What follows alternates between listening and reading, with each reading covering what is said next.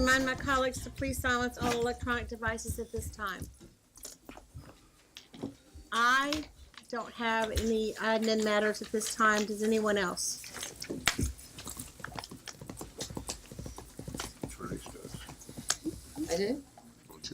Oh, yeah, I do. Duh. I was gonna say something after, but I'll say no. If, I need to know who's gonna come to the Sister City breakfast. We're gonna sponsor a table for the school board, and so it's gonna be our own personal money. I knew you're coming, I already got your RSVP. And so, I need to know tonight if you can do it, okay? And I did put the wrong date out. That's what happens when you still writing at 1 o'clock, 1:30 in the morning, but it's supposed to be April 4th, not May 4th. So let me know tonight, please, if you can. Appreciate it. No, it's safe. So it depends on how many people are coming from For the the board price, for the price. Because the tables are $300 for a sponsorship, so it depends on how many of us will divide it by that. So people need to let you know. You want to raise some hands now? Would that be helpful? Well, yeah, Well, we could do it at dinner. but we can do it dinner. I mean, if you know, let me know, please. Okay. Thanks. Thank you. Then you can tell us how much we owe. Anyone else? Okay. Well, we welcome Mr. Andrus from Kemper Consulting. And we need a legislative update. All right. Well, good afternoon, Madam Chair. Thank you, and thank you for having us back. We're going to be brief because I know you got a lot on your agenda, and there's a group coming behind us, and they've got a few other things, so we're going to try to make sure we accommodate their time and everything. But we're going to run through real quickly what happened this session, high level. Always happy to answer questions. If we don't get to it, happy to always call me or email. I'm happy to answer any other questions you may have. First, I just want to also thank Natalie and John this year. They really dove into the legislative process, were a big, tremendous help to us in Richmond as we navigated this year, which was interesting to say the least. But they were really great, helped run down a lot of stuff. And so if either Natalie or John bothered you during session, don't blame them. It was really my fault. I was nagging them. They were just the messengers. So real quick before we get started, we'll give you a little bit of context, a little bit of background before we start talking about legislation and the budget. So just a reminder for those of you who may not remember, the House, 51 Republicans, 49 Democrats, Senate, 21 Republicans, 19 Democrats. It is an election year for all 140 seats in the General Assembly. We are in the middle of our current biennium, and it was not technically a budget year, but still, even though it wasn't a budget year, a number of changes to the budget. Just a quick overview on sort of the bills. Dealt with a little over 3,000 bills this session. About 1,800 of them total passed. And obviously the approved and veto numbers have been changing since we emailed this yesterday, so those are not currently up to date, but just an idea of just how much legislation we were dealing with. So I want to start quickly with the budget. Normally we dive right into sort of the expense side of the budget, but this year we had two major revenue drivers and policy decisions the General Assembly needed to make. First, tax conformity, and then second, Wayfair. So on tax conformity, they did advance conformity with the federal tax code through December 31st of 2018. They did set up a refund for the fall for any sort of overpayments from taxes that you paid in 2018. It's $110 for individuals, $220 for married couples. On the Wayfair side, for those of you who don't know, we have a sales and use tax. You should be paying that tax no matter what on internet sales. Now, thanks to this legislation, internet retailers are going to start collecting sales tax on transactions. So it's about $150 million annually to the Commonwealth. On the expense side, put a significant amount of money towards rainy day and revenue reserves. So at the end of the biennium, there's going to be about $1.4 billion in reserve funds, which the credit rating agencies love. We spent about $450 on the Medicaid reforecast.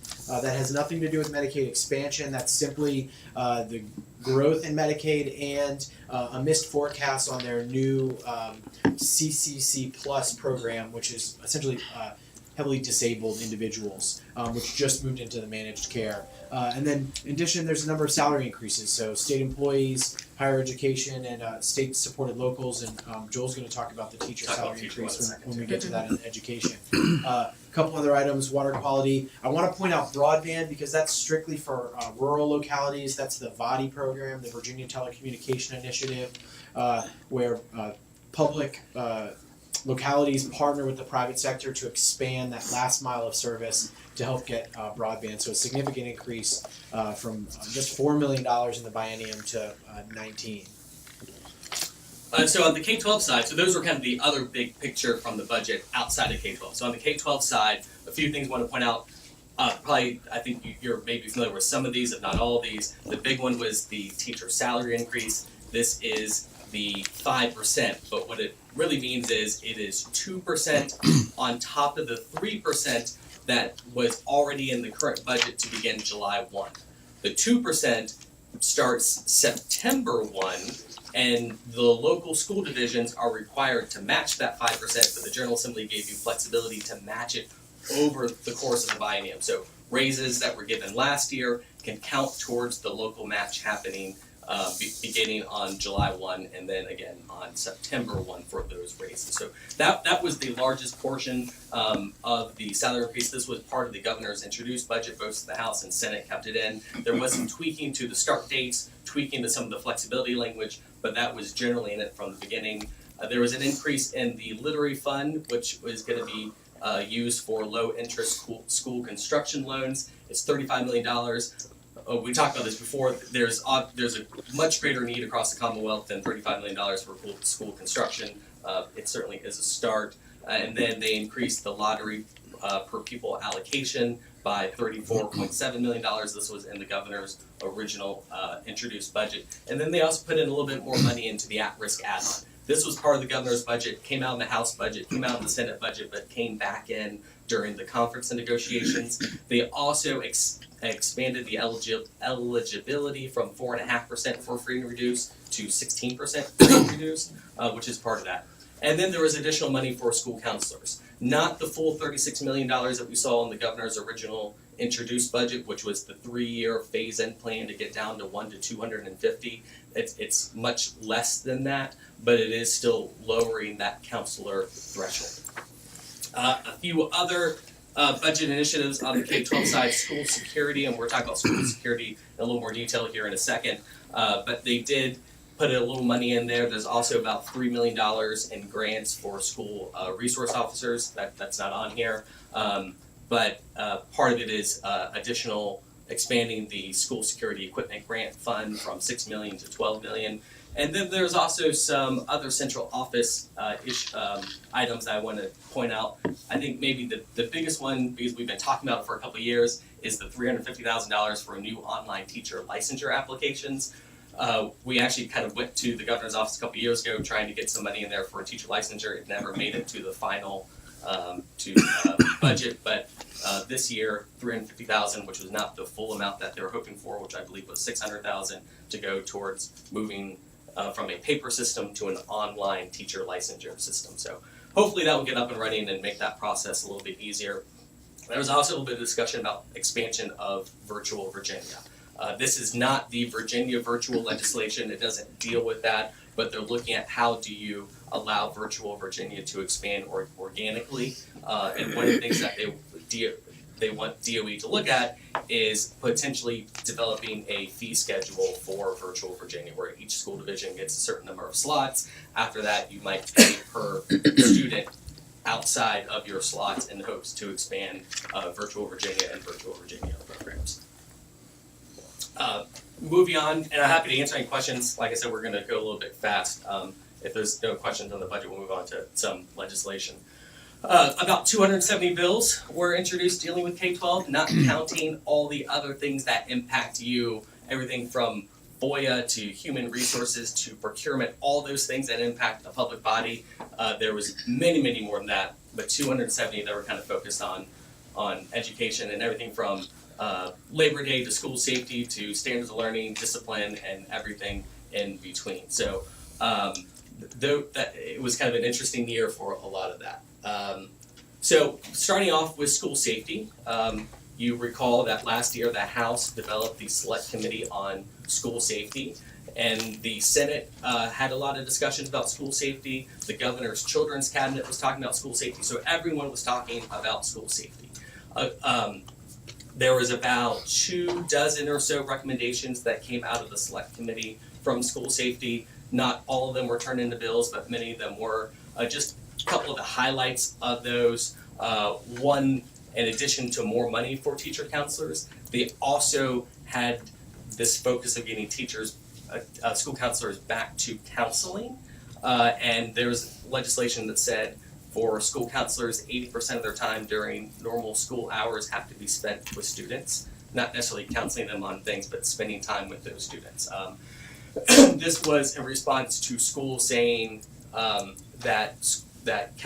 counselors saying that they spend a lot of their time dealing as testing coordinators. So this was a response to that issue. The other thing that we saw was increased coordination between school divisions and localities and law enforcement, between SROs and MOUs, to developing training procedures, what to do in a situation of crisis and things like that. So just looking at emergency plans, developing emergency plans, and coordinating those emergency plans with the emergency responders. And then also coordinating school construction with local building and fire marshal departments. There was an issue kind of out in the western part of the state where the local building official approved the device, the door locking device. The fire marshal came back in and said, you can't have that. And so you had one local official saying, yes, you can, another local official saying, yes, you can. So they said, all right, well, you all need to get together and figure out what you can and cannot do. So those are the things they talked about. In terms of stuff that didn't quite make it, school safety is not over. We're still talking about school safety. It's going to be a topic for many more years. I think they were trying to go after low-hanging fruit this year because it was just the easy stuff. There was a number of bills that made election days either state holidays or you couldn't make kids go to school on those days. They all failed. The bill that would allow retired law enforcement officers to serve as school security officers and still draw down their VRS. This is an issue that we had talked about as part of our legislative package. There was probably 7 or 8 of those bills introduced. They made it out of the Senate, but they did not make it out of the House. And then also discussion about licensed behavioral analysts. Making them part of the SOQs didn't make it at the end, but they did allow for some of those at-risk funds to be used to hire those individuals. And this is an ongoing discussion of getting more mental health services to students and schools. Moving on to the school calendar, our bill, the flexibility for school divisions for mandatory evacuations has passed. I don't believe we've gotten word yet whether the governor. I think he did. Okay, he has signed it. And then the perennial issue that finally maybe has been put to bed, the Labor Day openings. So the legislation that passed allows schools that currently don't have a waiver to open no earlier than 14 days before Labor Day. However, they have to be closed the Friday before and then Labor Day, so there's still a 4-day weekend there. Schools that already have a waiver are grandfathered in so they can open before the 14-day window. And then there was one school division on the northern neck that had the ability to get a waiver but hadn't taken advantage of it yet, so they've also been grandfathered in as well to be able to open before Labor Day, should they choose in the future. Other things that we dealt with this year, seclusion and restraint. We've been talking with the Board of Ed has been talking about regulations for quite some time now. I think we actually submitted some comments on the Board of Ed regulations. The legislation would have taken out seclusion and restraint altogether. The bill ended up not passing because they were relying on the Board of Ed regulations. There's a bill dealing with charter schools. It was actually called Yellow Charter Schools, which deals with wraparound services. The bill made out of the House, but did not pass the House floor. Sorry, made out of House Education, not pass the House floor. And then open access for education associations, something that made out of the House. The discussion about how do you make sure that you have access for appropriate education associations, but not opening it up too wide. That made out of the House, but ended up failing in the Senate. What are yellow? Yellow charter schools. That was the nomenclature. I believe that it is initiative by Pharrell Williams, and that's his his moniker, I think. I don't know why they're called yellow charter schools per se, but it was in the actual legislation. But it has to deal with charter schools that are providing wraparound services for students. So they're not just providing, you know, your typical charter program. So it's a little more expansive beyond that. Okay, wrap around as in like medical, Medical, dental. Yeah, Counseling. absolutely. Yep, all those things are part of that, Okay. that program. I see. The concern about that bill was it Right. still allowed the State Board of Ed to ultimately overrule a local decision on a charter school. So that was our concern with the bill. It ended up not passing. Two bills on standards of learning. One would have really curtailed the ability to move towards performance-based assessments. On the other hand, you had a bill dealing with school divisions and innovations that would have moved forward on performance-based assessments. And you can kind of see from these two that you have the Senate, who is a little more cautious about performance-based assessments because they typically want bills that would be a little more cautious on that. Typically get out of the Senate. The ones that are a little more aggressive on performance-based assessments make it out of the House, and so you can kind of see from these two bills the different postures that they're in. And then a few other things, just real quick. There was a bill that said you couldn't charge fees ever again for anything. That's obviously a problem for us. It didn't go anywhere. A bill that dealt with journalism and the freedom of the press for both K-12 and higher ed. There's bans on tobacco on school property, all types of tobacco. And then one of the other ones that was kind of interesting to watch was, this just didn't deal with school division, dealt with everyone, that in order to put a GPS tracker on any type of fleet vehicle, you had to get the driver's permission, which would have applied to not just public entities, but private entities as well. So that would have been a challenge for us. So those are the other things that we kind of dealt with this session. Number of other legislative issues. Just point out there's a casino study for the casino, Norfolk being one of those localities interested. The age to purchase tobacco has been raised from 18 to 21, and ABC stores can now open at 10 a.m. on Sundays. So there are a few other things that failed. Minimum wage increase failed. Decriminalization of marijuana. There were some changes to the existing CBD legislation, including additional providers who can prescribe, nurse practitioners, physician assistants, and then.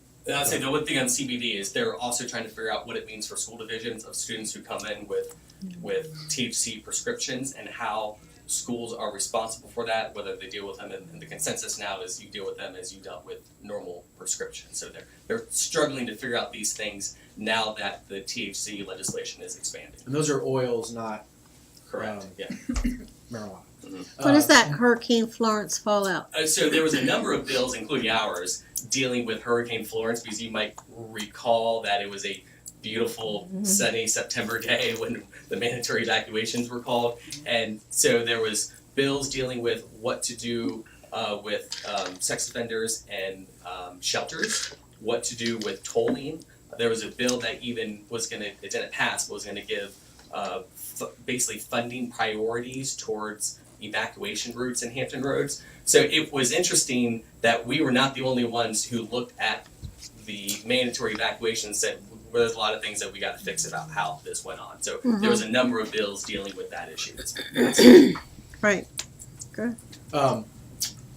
We'd be remiss to not mention that there were a couple scandals that happened during session. I think the one thing that we would say, and still to this day, that business moved as normal for everyone else. They were still dealing with those 3,000 bills that we pointed out early on, and there was no time to waste. And so while the national media did descend on Richmond for a week there, it was business as usual as far as committee meetings and floor sessions. Bills were still being heard.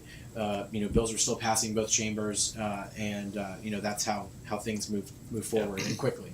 So, and I know we're short on time, so I want to be cognizant of the other folks who have more time constraints than that. So we might wrap up there, but we'll stick around and see if anybody has any more questions to make sure we got plenty of time for everyone else. But we're talking about redistricting and sort of the upcoming elections, because those are the two things that will impact next year's General Assembly significantly. So, yeah. Do you have any questions? I mean, I'd say, Joel, if there aren't questions, you probably have about 7 more minutes, but if there are questions. Ms. Manning? Just real quick, and this is probably for you, Dr. Spence, on all of the school safety measures that were passed, it looks like we're probably already in compliance with all of those. Is that correct? We are, yeah, and one of the things we'll do from a budget standpoint, you recall, we've added a position and that'll help us capture some of those new security grants, so we're pleased about that as well. Okay, thank you. And as you know, we spent a lot of time going around this past fall, talking about what we had done with the Blue Ribbon Panel. I think we saw a lot of the work that we had done actually reflected in a number of bills that were introduced this year. Is there, Mr. Edwards? is there now mandatory SRO training that's gonna impact us? I don't remember if there was a bill about mandatory. I know there was some I changes to the thought Yeah, security I found it training. worrisome, cause I think, you know, It's consistent with, because there was some concerns about the original legislation, and it was consistent with what everyone was already doing out there. And it has the, I'm trying to remember the state entity developing basic, overarching, here's kind of what you should be doing. But it was consistent with what the programs were that were well, already at one existing. point I thought I heard where they were gonna have a statewide academy. They were, at one point, they talked about you had to send everyone off to training. Yeah, And that was gonna be a big concern. Yeah. Just the cost with that and the time associated with that, and then it was, local training, and it back and forth over a very, so number that of the different- statewide thing got. yeah, that, yeah. So you have up there redistricting. Are we assured now that the districts that are out there, No. it can still change by the end of this They month? can still change. To talk When- about when- yeah. redistricting real quick, I'll knock out these last few slides because redistricting is the sort of big question heading into November for the House. This is just about the House seats and not about the Senate seats. So you'll remember in 2011, the state redistricted both House, Senate, and congressional districts. In 2014, the current House or the former House districts were challenged in federal court, and the federal court ruled in favor of the Commonwealth and upheld those districts. That was appealed to the Supreme Court, where the Supreme Court said, "Hey, you used the wrong legal standard. Take another look at it." So then that same 3-judge panel in 2018, so last year, came back and ruled against those districts, and so found them unconstitutional and said that either General Assembly, you redraw them, or we will redraw them for you. And so the General Assembly opted not to redraw those districts, and so a court-appointed special master, Dr. Groffman of California, he came in, and in January his drawn districts were imposed by the court. So those are the current House districts that folks are running for the June primary, are the court-imposed districts. So last Monday, oral arguments were heard at the U.S. Supreme Court, and there are two major legal issues that are being contended. One, does the House of Delegates have standing as a single body to be appealing this and representing the Commonwealth, since the Attorney General has declined to represent the Commonwealth in this suit? And then two, are the districts actually gerrymandered? Are they racially packed? And are they unconstitutional? So the court's going to deal with those two questions. We expect from what we're hearing that there could be a ruling this spring. If the court does rule against the lower court decision, it would throw the elections into a little bit of haywire because they need to have a new primary because the districts they're running in now would not exist anymore. So there's a lot of questions. So once the Supreme Court rules, we'll know a lot more. And so just to point out, this is from VPAP. Here's the partisan impact on redistricting on the redistricting new districts. So you'll see the district on the left. The party is indicated by color, who the current member is, and then on the right side, that center line is 50-50, and so the vector arrows show how more, in this case, how more Democratic all of those districts get. So you'll see Kirk Cox district, for example, becomes 32% more Democratic, moving it from the strongly Republican side into a lean Democratic side. So this could have a real impact on the fall elections and who controls the House of Delegates. As we mentioned early on, 140 members all up this November. The primary filing deadline is Thursday at 5 o'clock. So we'll know The field then, at least on the primary side, the primary is June 11th. Again, the Supreme Court could maybe affect what happens there. General elections November 5th. Currently, I think we are now up to 15 contested seats in the Senate. We had someone else announce this morning, and 46 contested seats in the House. There are a number of incumbents who have primaries. So list there locally, I think the only person is Senator Linwood Lewis has a primary. He represents the Eastern Shore, a little bit of Virginia Beach and part of Norfolk. And then there's also a significant number of legislators who are retiring. So locally here, Frank Wagner has announced he is not seeking re-election.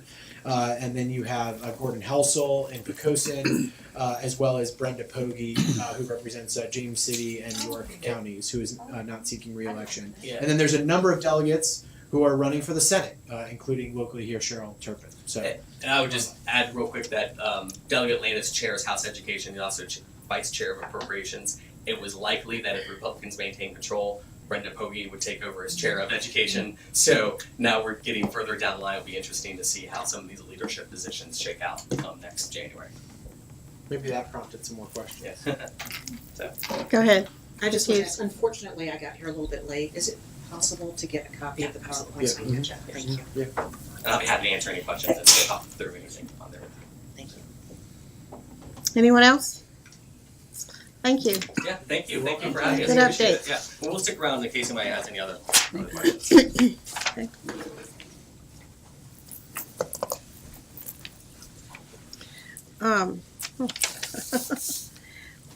Next, we have a community engagement update.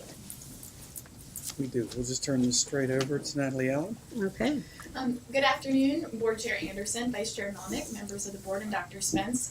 I am excited to welcome Dr. Amber Rock to give us a community engagement update about all the great things we do around community engagement in our schools.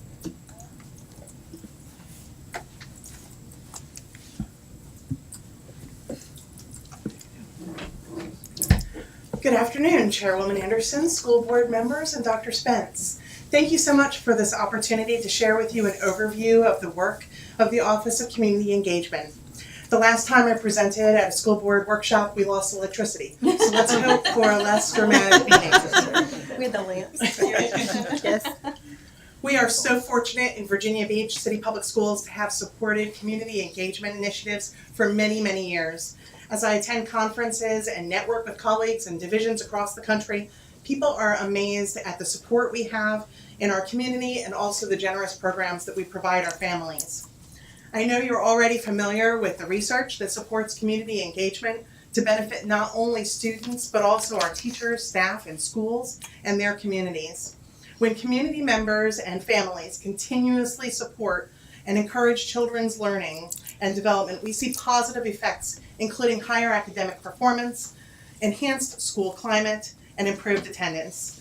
Supported schools also create a greater sense of place in our community, which benefits all individuals, nonprofits, and businesses in Virginia Beach. During this presentation, you'll also be able to make connections between our work and our strategic plan, Compass to 2020. The Office of Community Engagement supports goals 1, 2, and 4, as our programs and initiatives support high academic expectations and assist in the creation and promotion of multiple pathways for our students, in addition to strengthening our school division's culture of growth and excellence. With the creative and dedicated work of my staff, Coordinator for the Education Foundation, Debbie Griffey, and Coordinator for School Community Partnerships, Jan McGowan, and our fabulous administrative staff, the Office of Community Engagement's work can be viewed with 4 main areas: the Virginia Beach Education Foundation, the division-wide partners and volunteers in education programs, and our parent connection initiatives. All of these efforts are based on collaborations that welcome individuals, nonprofits, and businesses to truly engage in the life of our individual and collective schools to positively impact our students. Our greatest joys in our office are identifying needs and opportunities within our schools and matching them with philanthropic community members to best support school initiatives and strengthen our community. Perhaps our greatest school community partnership is with the Virginia Beach Education Foundation, which raises private sector support to to fund innovative learning programs and initiatives that support the whole child for the students of Virginia Beach City Public Schools, and to reward educational excellence. Founded in 1991, when they were known as the Votech Education Foundation for VBCPS, students built single-family homes that were sold upon completion. Proceeds from the sales funded $1,000 scholarships in each of our high schools. Although the Virginia Beach City Public Schools Education Foundation expanded in 1996 to encompass all of K-12 education, the House project continues today. 28 years and 10 homes later, hundreds of students from the Technical and Career Education Center still gain valuable workplace readiness skills and experiences in various construction trades, such as carpentry, electricity, plumbing, masonry, landscape design, HVAC, and Cisco networking. Each of these houses takes about 2 years to build, as about 80 students annually are only able to work an hour and a half each school day, weather permitting. Students obtain OSHA training, then work with their tech center instructors to learn trade skills, then apply the knowledge to build a 2-story single-family home with field-specific mentors in the community. This project-based learning affords students the opportunity to collaborate, problem solve, and master workplace readiness skills. This is a photo of our 11th house project at 1905 Evar Place, which will soon be on the market. It has many sustainable features, including geothermal heating and cooling, Energy Star windows, and a tankless water heater. So, if any of you are looking to buy a home, consider this gem found near Corporate Landing Middle and Ocean Lakes Elementary Schools. In total, the first 10 houses in the House Students Built program have earned more than $660,000 to support the Education Foundation's work in our school division. Today, the Virginia Beach City Public Schools Education Foundation's more than $2 million endowment creates sustainable support for years to come to fund teachers' dream projects for their students and turn them into realities. It's also estimated that the foundation will provide 23,000, much greater than the 1,000 many years ago, in scholarships this spring to support students' goals to earn degrees from higher education institutions. In addition to the House Students Built program and the scholarships, the Education Foundation awards grants to our elementary, middle, and high school teachers to fund classroom projects that are not financially supported by the school division. During each of the last 2 years, the Education Foundation has awarded our teachers $150,000 per year. That's $300,000 total. That astonishing figure represents 71 grants in the 2017-18 school year and another 69 grants this school year. Since 2000, the Education Foundation has awarded $1.73 million. I'm going to say it again. $1.73 million in grants to our teachers. The impact of these grants is best learned about via the testimonies of the teachers, students, and parents that benefited from our teachers' innovations and our foundation's support. Please join me in watching this brief video.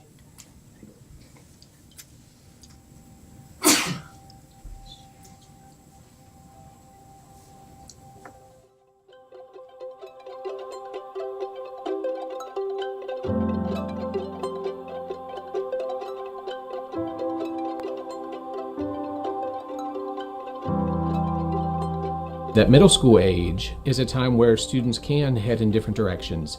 And a lot of students at that age, doesn't matter what school, need a little bit of extra support.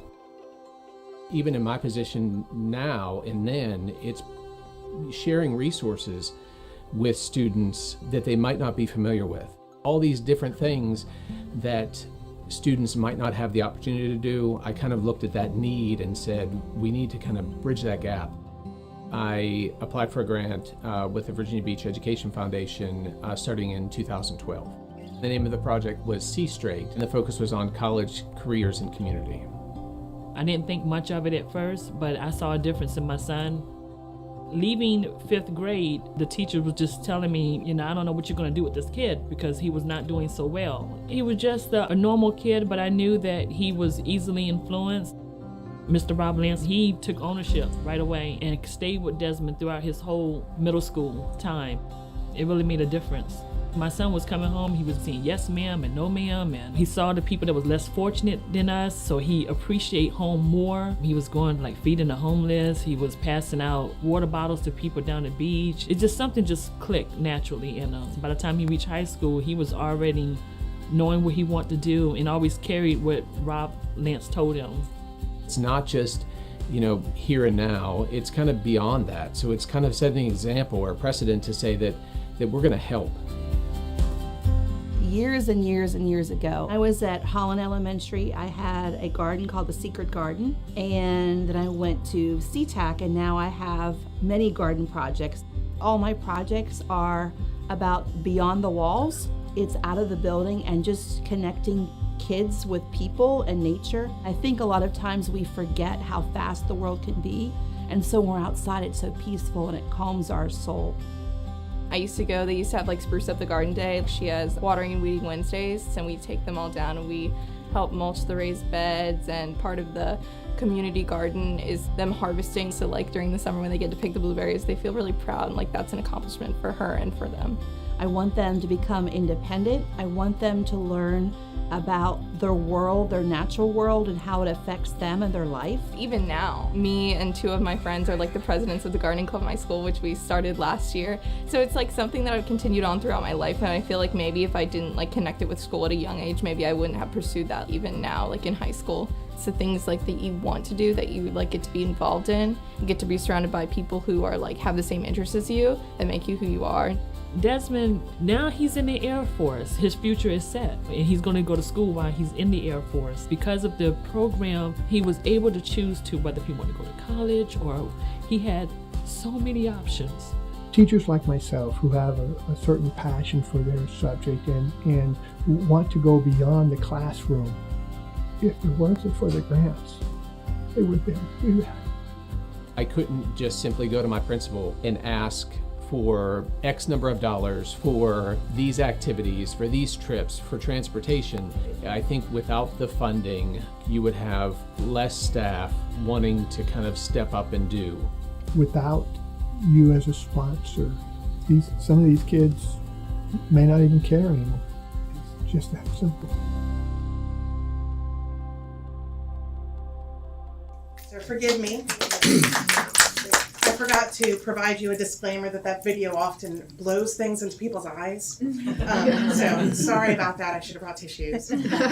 I do hope, though, that the testimonies of those in the video allowed you a glimpse of what a positive difference the Education Foundation's grant-giving initiatives make in our schools, and especially in the lives of our students and their families.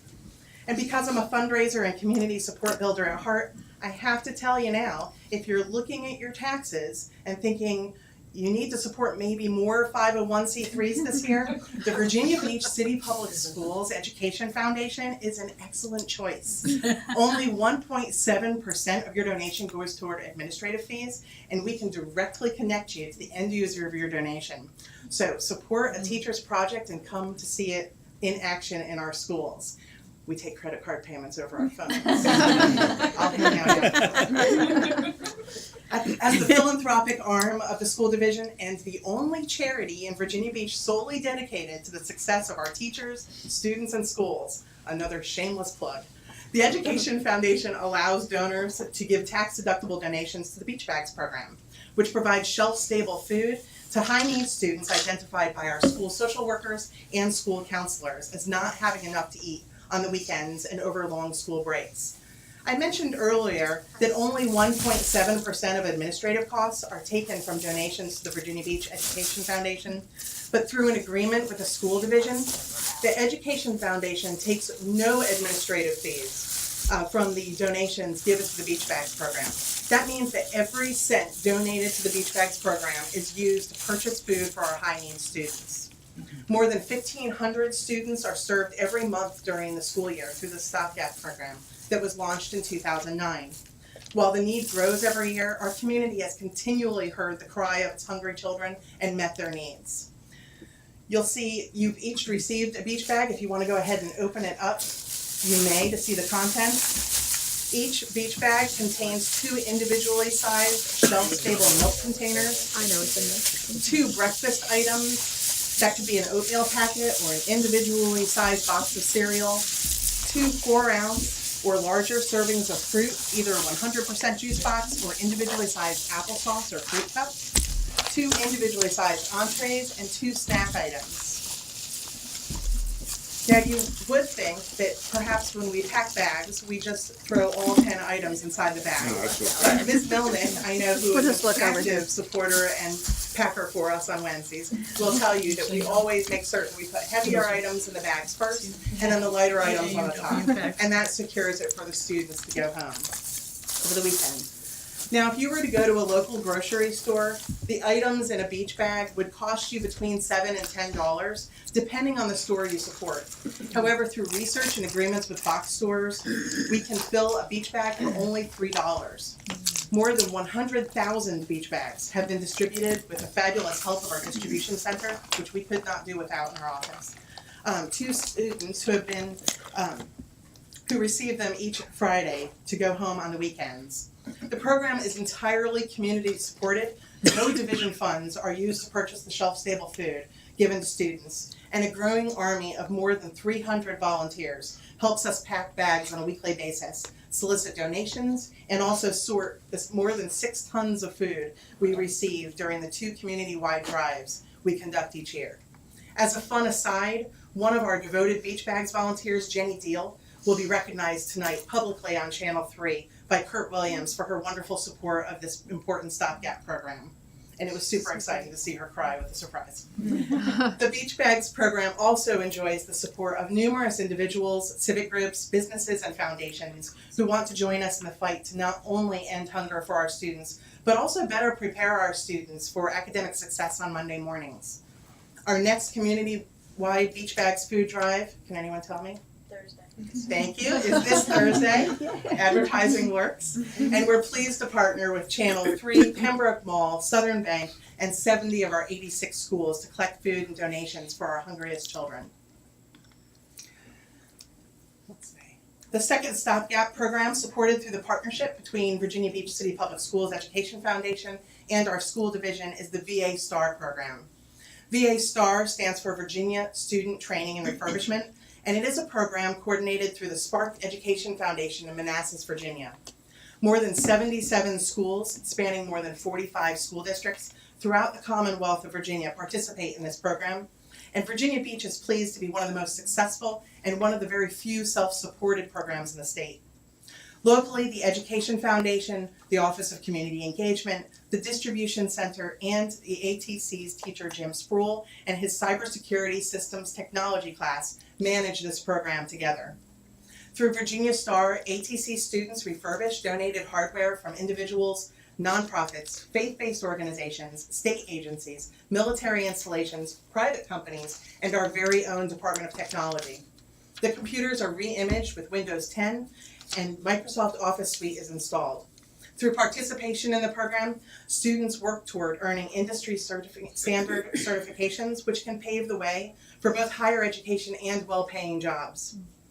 Refurbished computers are then provided to Virginia Beach City Public Schools students who do not have a computer at home to do their homework through an application process. Our VA STAR program has been recognized by the VA STAR headquarters and has been awarded a grant from the Spark Education Foundation for the last 2 years.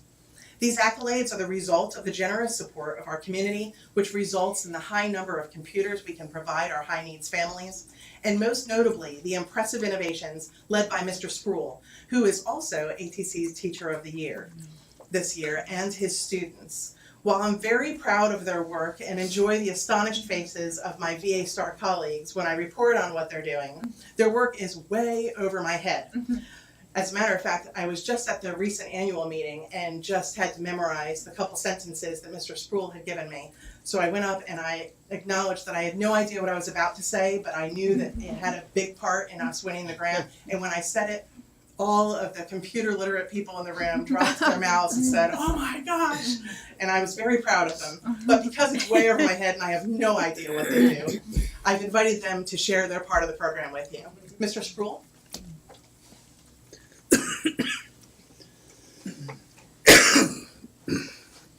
How's everybody doing this afternoon, evening?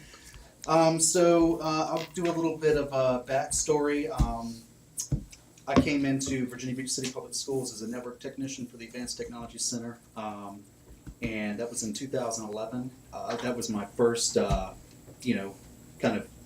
exposure to Virginia Star, and I think we averaged usually about 50 to 60 computers a year. Within the last 5 years, we've pushed that number up into about 90 to 100, and then last year it was 994. Wow. Or not 900, 394 computers. Wow.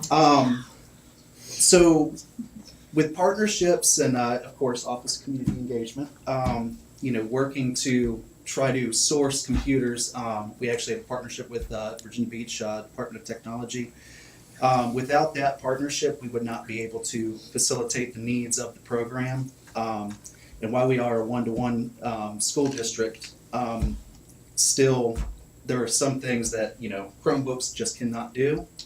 But just to give you a little bit of a synopsis here, I have the past 2 years tried to take a backseat approach, and my students who are being shy here don't want to come up here. Try to take a backseat approach though, and I actually facilitate whatever they need. I give them, here's our quota, here's what we need to meet, and they have the tools and everything needed to make it happen.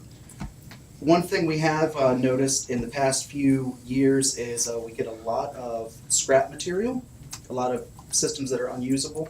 So rather than going and just disposing of it, we actually, again, worked with Office of Community Engagement and Distribution Services and actually recycle it, and the proceeds from recycling it actually go back into the Education Foundation Fund.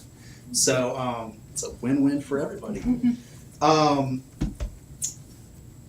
On top of that, Dr. Rock already mentioned CompTIA A+ certification. That's a $400 certification that this program in my class helped these students achieve. I mean, I always tell my students, right down the hall, 2 doors to the left, you've got TCC students who are taking it 16 weeks, 2 16-week courses, and they have to pay for the certification themselves. So we actually have a handful of graduates from my program working for Department of Technology right now, but they're gonna say a couple words of what they like about the program, and I'm gonna be quiet for the rest of this.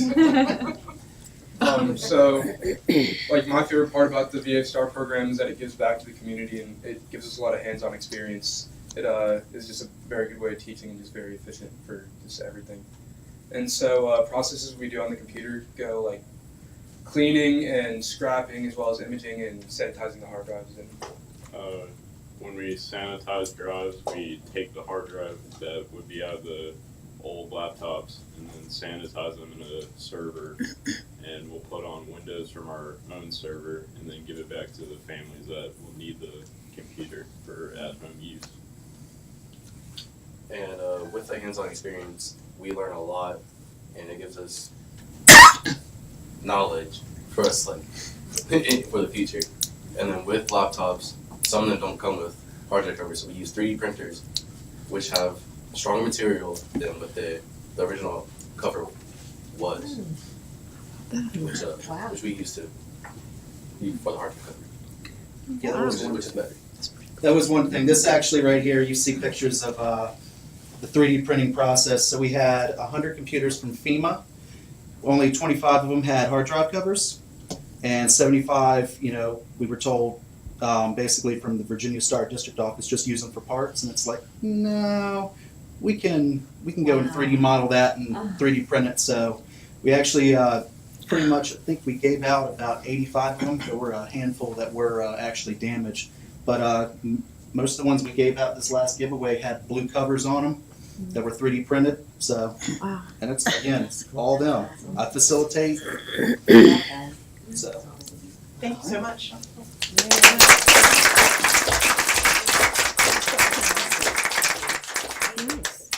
I heard a number of you say wow, so I'm enamored of your intellect. You understood what you were talking about, so that's good.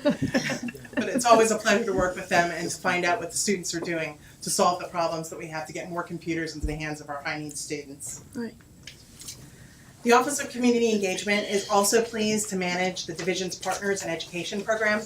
To meet the needs of the division as well as the individual schools, a community engagement liaison is chosen by our principals in each of our schools to receive a small stipend to support the school's community outreach efforts in addition to reporting back to our office their school's needs and partnership activities.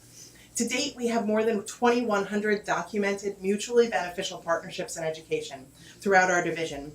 Partnerships range from financial support to in-kind giving, from school facelifts to staff appreciation events and opportunities, and from student club support to academic events and activities that broaden students' awareness of available opportunities for their futures and that exist in their community. In the last 3 years, the focus of our division's partnerships has undergone a paradigm shift from resource support to academic enhancement.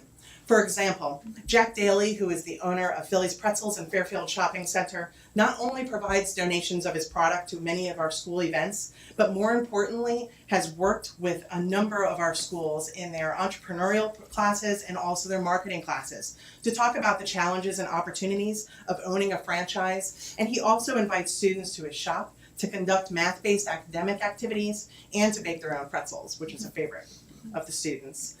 Through this focus shift, students and teachers are able to provide learning experiences for students that broaden classroom work and allow students to translate in-school education with real-world application. Later this afternoon, you will honor 3 more of our partners as VSBA Business Honor Roll recipients: the Virginia Beach Schools Federal Credit Union, Kellum Mechanical, and the Adventure Park. Each of these partners has done remarkable work to connect our students with outside the classroom experiences to further enhance the education of our students. To showcase the breadth of community support our school division is afforded, to make our families aware of community-based opportunities available at their student schools, and to promote our partners' generous support of our students, teachers, and schools, the Office of Community Engagement hosts an annual Partnership Expo each spring. Last year's inaugural expo was so successful that we had to move it to a larger school and extend the event's hours this year. On March 2, more than 1,000 attendees visited the showcase tables of 140 of our partners in education, which ranged from civic groups, businesses, foundations, faith-based organizations, and community services. Surveys and feedback from the event hailed it an overwhelming success, and we hope you will mark your calendars today to join us February 22 next year. Through a nomination process and selection committee composed of school and community partnerships, model partnerships are selected each year that represent exemplary community engagement in our school division. At the Partnership Expo, all 15 of our nominated model partners were given special recognition, and the winners will be recognized at the Community Engagement Awards reception in April. We have 7 model partner winners this year, including iFly Virginia Beach's partnership with SeaTac Elementary and Achievable Dream Academy. To share with you the incredible work they are doing together, I've asked Mr. Bob Pizzini from iFly Virginia Beach, Mr. Principal Darby, math coach Mr. Stark, and a few of the students involved in the partnership to speak to you about their experiences. And while they're coming down, I'll show a video for you.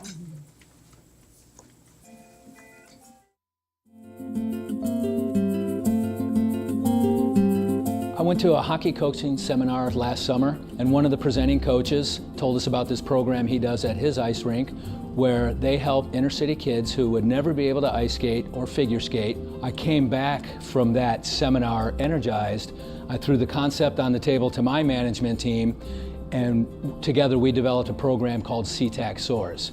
We selected 12 kids from the 5th grade. It's a 13-week program that we donate, and they come and fly with us, and we're teaching these kids pride and confidence that's going to be with them for the rest of their lives. When I first got the notification that I was going to be here, I never even knew of the program. I love to fly. Whenever you get into the wind tunnel, it's like everything blows away. We're making a difference in children's lives that are local in our community. These are kids that live in our neighborhood. My favorite part of the day every week is sitting down with them after the speaker has spoken and the food's being handed out, and I sit and just chat with these kids. It's just been awesome. So we had to write a letter why we wanted to be in iFly and why should we be picked. to be able to read the essays before. A lot of the kids were very unsure at the beginning, very nervous. Just to see them develop and grow and overcome their fears is a huge encouragement for me. Maybe I should push myself in everyday life as well. I like it the fact that us school children can come here and really relax and just come in and fly and have a great time. I think it's awesome and they should do it again next year.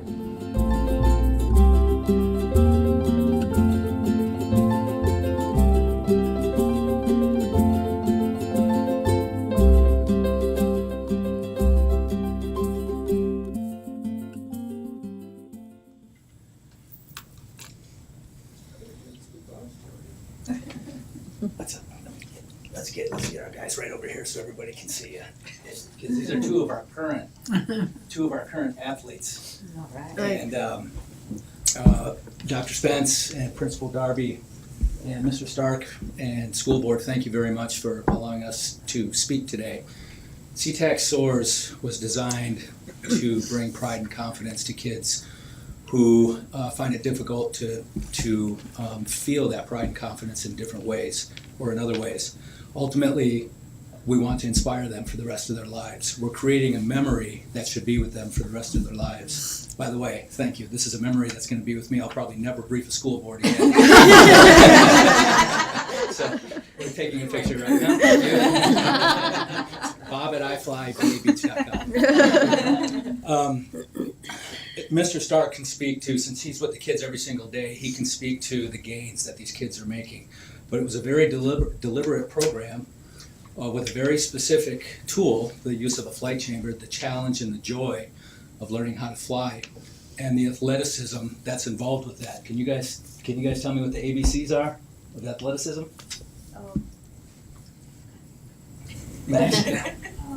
Agility. Agility's the A.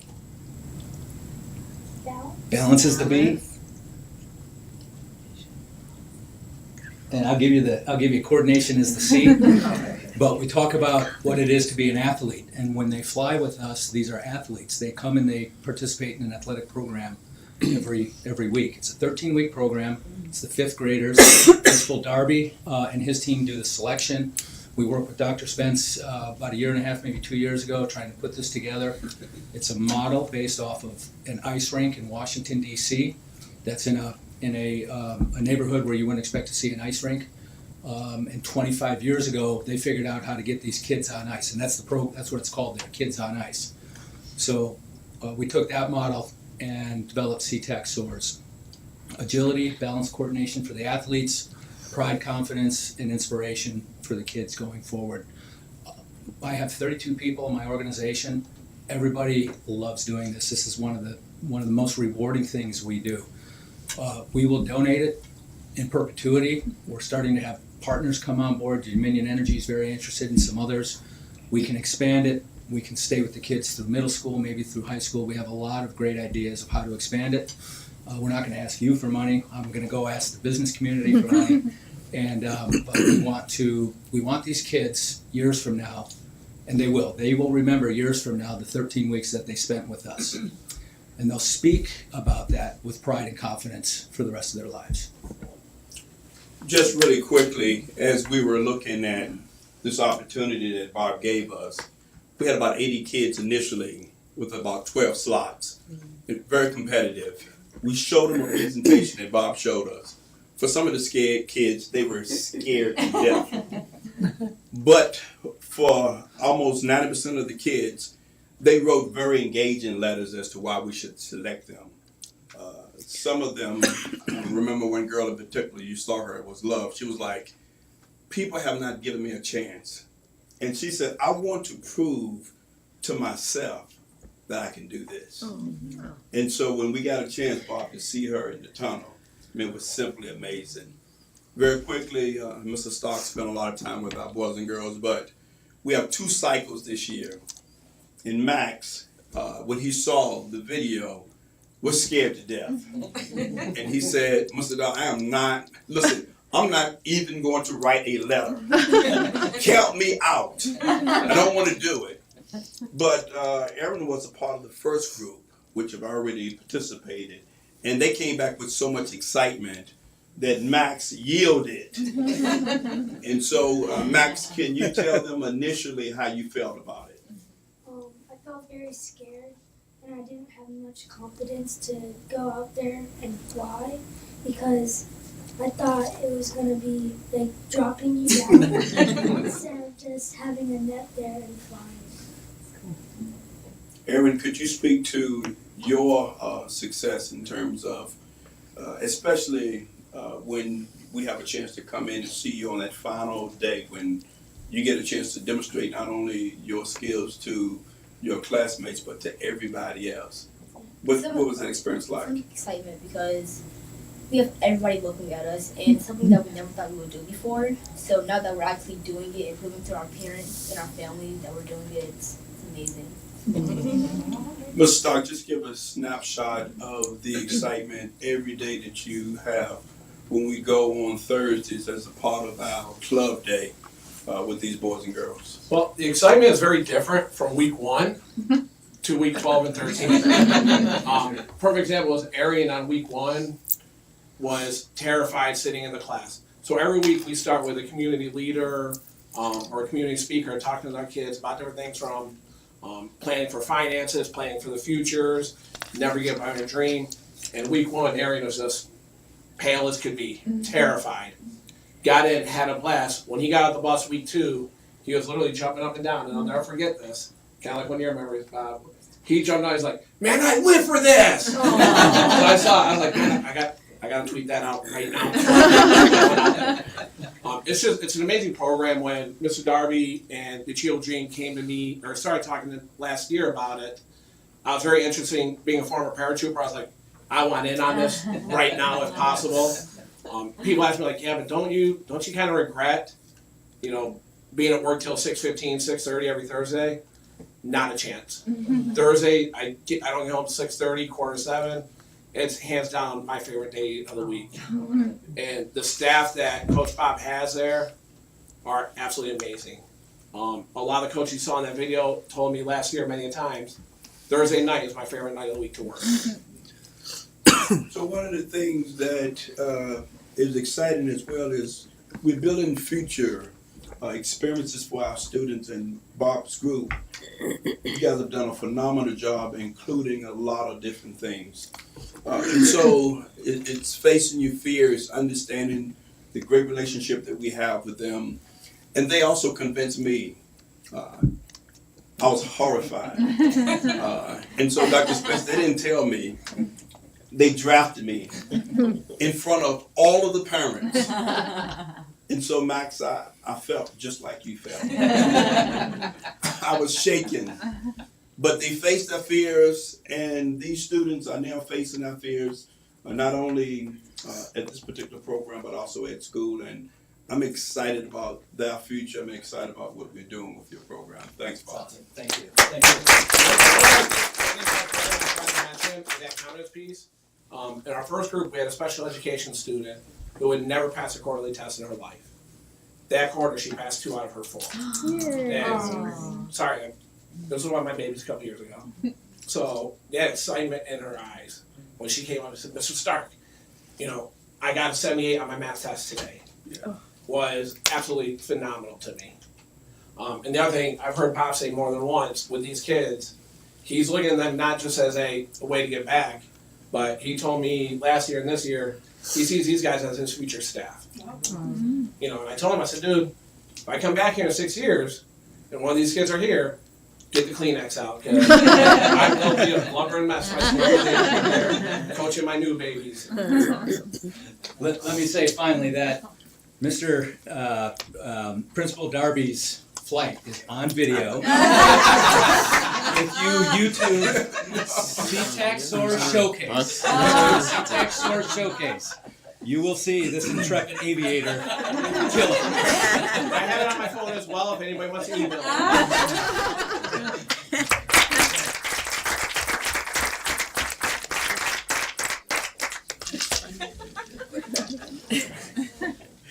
Oh, I think something flew in my eye during that. In partnership with the PTA Council of Virginia Beach, the Community Engagement Office also manages the Volunteer in Education program. During the 2017-18 school year, the division boasted more than 35,000 volunteers who documented 400,000 hours, which is valued at more than $9.7 million by the independent sector organization. Similar to the Partners in Education program and its community engagement liaisons, the Volunteers in Education program is assisted through the work of volunteer liaisons in each of our schools. The majority of volunteer liaisons throughout our division are PTA members. Volunteers are continually sought to support our students, teachers, and schools in a variety of ways, which could include event support, classroom material preparation, mentoring, cafeteria assistance, among other activities. School volunteers provide assistance to our schools under the direction of our principals, and their time and efforts are annually applauded at the Community Engagement Awards reception each April. It's been an absolute pleasure to partner with Alice Kagan, President of the Virginia Beach City Council of PTAs, during her unprecedented 3-year term, for which I know you will join me in congratulating her.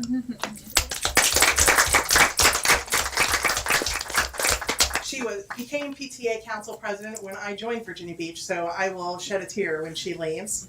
I associate my position and my success with her term. And before I turn the podium over to her, I have to brag further and share that she was recently named the Teaching Assistant of the Year at Plaza Middle School during her first year of official employment with the school division.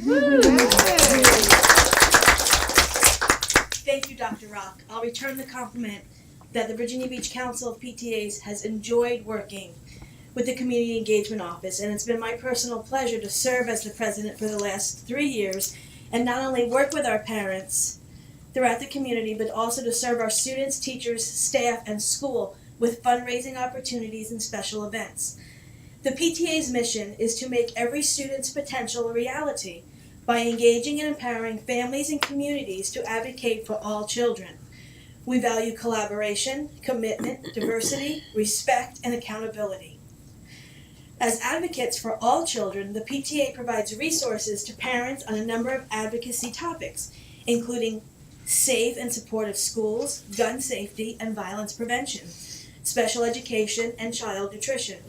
I'm happy to report that we have 82 active units in the City of Virginia Beach Public Schools that boast 19,595 PTA memberships. These 82 units have provided our schools with volunteers and programs and monetary support that have helped the division's These 82 units have provided our school with volunteers and programs and monetary support. Roughly last year, the 82 local units raised $500,000. That money went to some very notable programs. We offer assembly programs, teacher classroom grants, field trips, and right now my most important one is the only graduation celebration for our graduating seniors. At the end of, as my term as a 3-year president comes to a close, I look forward to the April 25th Community Engagement Awards reception that the Virginia Beach Council of PTAs will announce our 2 division-wide Volunteers of the Year. One representing elementary education, the other representing secondary. This honor has been one of the joys of this position. To learn all about the school's Volunteers of the Year and what powerful differences they make on a daily basis for our teachers and students and staff, I hope that you will attend the Thursday, April 25th event that showcases our 86 incredible Volunteers of the Year. Thank you for your time.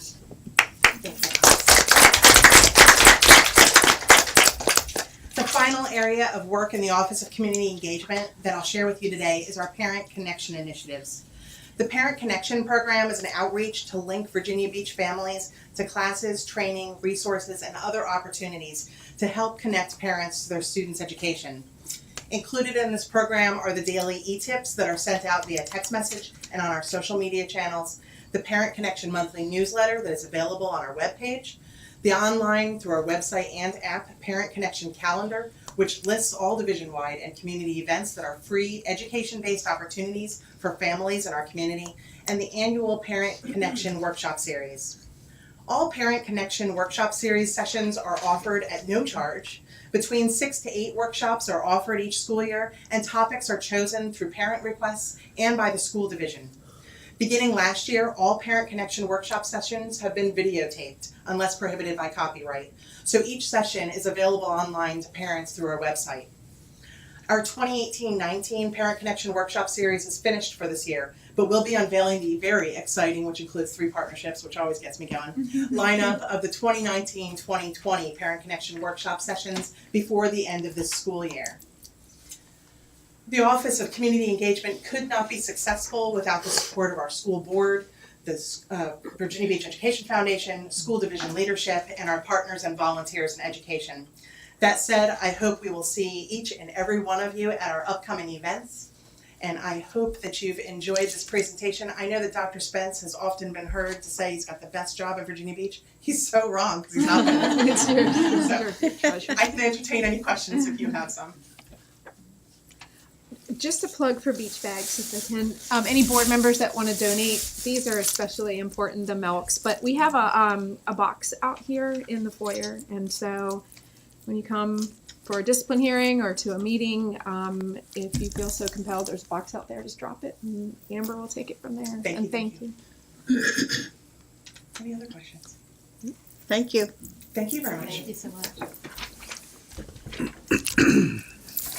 So next we have our final workshop topic of forecast for the agenda topics for fourth quarter.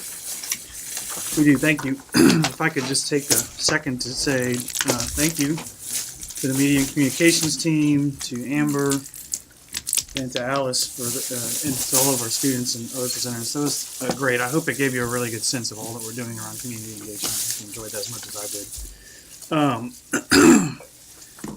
Madam Chairman, is it okay if I address first one admin matter? It's Yes. relative to an Yes. action item tonight. So this is the school calendar action item that's on the agenda tonight, and I just wanted to quickly mention that and make sure you didn't have any questions about that. So we got a phone call from the Elections Commission, and they were talking about the presidential primary that's going to be held in March. We hadn't considered that in the adoption of the agenda. We did do a little bit of research. We get about 90,000 people participated in the last presidential primary. So we thought it was important that we not have students in school during that time. So the calendar tonight, the action item is going, we'll obviously share that information publicly as well, but we're just going to be taking a staff day that was previously scheduled for the end of March and changing that and making the primary date a staff day. So any questions about that before the vote tonight? I think it's a good idea. Okay. All right, so this is the quarterly forecast. I'll pass around copies for you. In the time that we have left, I'll just go over basically the workshop items. This is a meaty quarterly forecast, just a reminder. This sets the agenda. It's reasonably flexible. For example, the community engagement item we added to this third quarter forecast because we wanted to make sure you're aware of all that was happening there. But most of these sessions are going to be heavy, and so we want to make sure that from your perspective, these are covering topics that you have identified. So how we develop this every time, we go back to the conversations that we have at each annual retreat in the summer, where we do spend some time every year asking you to tell us what you'd like us to talk about. And then as things become topical during the school year and we get individual requests for workshop items, we do add some of those as well. So for this evening's presentation here, we'll start with April 9th. We have 3 items in that April 9th workshop session. One is on the use of virtual learning days, just an update and overview of how that went this year and what we're thinking about for next year. An update on the work of the Elementary Recess Committee. You're probably aware that a survey went out last month, and so there'll be, or earlier this month, and so there'll be an update on that. And then the ad hoc committee on Achievable Dream Academy will do a presentation along with staff about some of the learnings and decisions that have been made by that committee. On April 30th, we will have a couple of different items. The Legislative Committee should be bringing forward a proposal on VSBA legislative positions.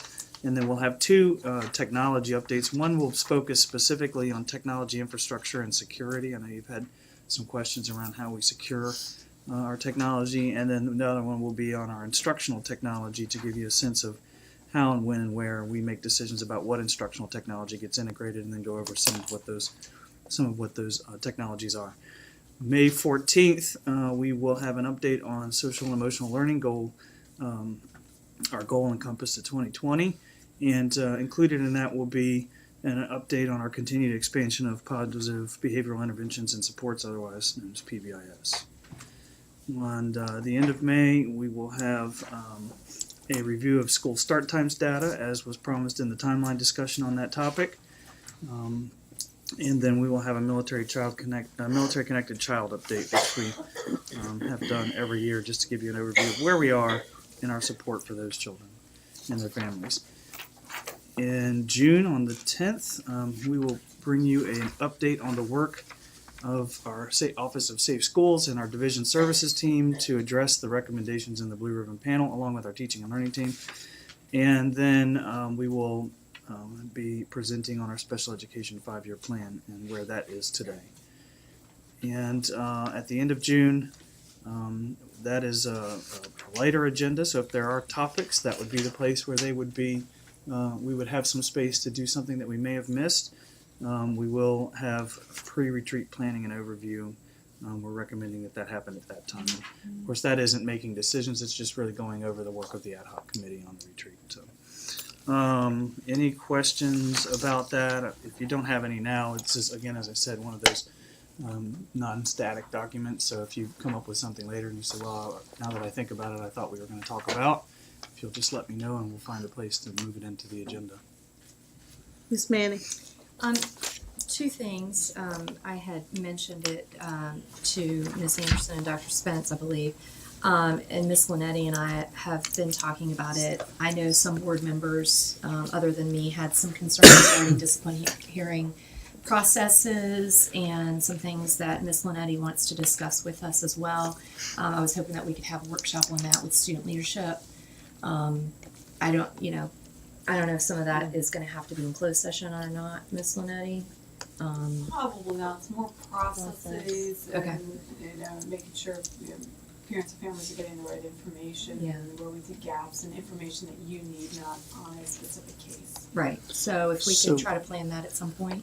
So there would be space for that at June 25th. If we want to add that in, we can make that the topic. I think that's a pretty meaty topic relative to also providing the policy review committee some opportunity for further discussion. I know they're going to take some of that up relative to cell phone policy, but I think any further direction on that, and then that would give us time to make adjustments. This to the isn't code necessarily regarding discipline. It's just more about the process. Yeah. So I think the cell phone would be completely separate from that. conduct. Great. So we'll add that into the 25th. And then the cell phone was the second. The cell phone usage was the second. I know that policy is taking that up. Any recommendation in April? So do we need to put that on a workshop? Do you think later? That is something that I heard discussed in the ad hoc committee this afternoon, correct? Cell phone? Yes, as a topic for discussion. At the retreat. At the retreat. Oh, okay. So that we would have ample time. I really think that's such a meaty topic and it's going to take a lot of discussion. I think we need some time devoted. And so that's one of the reasons why when they brought that up, that it could be something we could discuss during the retreat, I thought it was a good idea. And Dr. Spence, you think that gives us enough time if we do need to change our code of conduct? That It would give us does. enough time. We'll have the rest of it pre-formatted, and it'll just be a matter of adjusting that section. Okay, thank you. Do we have anything else? Anyone else have something else that they want to bring up on the forecast? Okay. So we will recess now and reconvene on the dais in the school board room at 6 o'clock.